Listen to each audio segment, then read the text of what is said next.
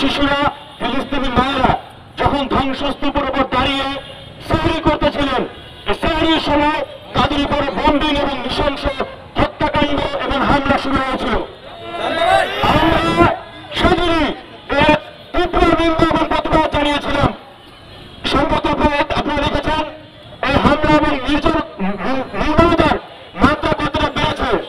সেখানে হাইড্রোজেন বোমা থেকে শুরু করে হস্তরোধ বোমা নিক্ষেপ করা হয়েছে। যেই বোমাগুলো ইরাকের ভাল্লুকে নিক্ষেপ করা হয়েছিল, ইরাক যুদ্ধে নিক্ষেপ করা হয়েছিল, যেই জায়গায় এই বোমাগুলো নিক্ষেপ করা হয় সেই জায়গার শিশুরা বিকলাঙ্গ হয়ে জন্মগ্রহণ করে। সেখানে কোনো সুস্থ মানুষ বসবাস করতে পারে না। যেই একই সাথে আন্তর্জাতিক মানবাধিকার আইনের সমস্ত আইনের পরিপন্থী। আপনারা জানেন জনগণের নৃশংসতা, এই হত্যাকাণ্ড, এই বর্বরতা সংঘটিত হচ্ছে এই তথাকথিত মানবতার ধ্বজাধারী রাষ্ট্রগুলোর চোখের সামনে দিয়ে। বরং আমরা দেখতে পাই যখন এই লম্পট ট্রাম্প যখন ক্ষমতায় এসেছিল প্রথম মাসে, তখন তিনি ঘোষণা করেছিলেন জেরুজালেম হবে ইসরায়েলের রাজধানী। আমরা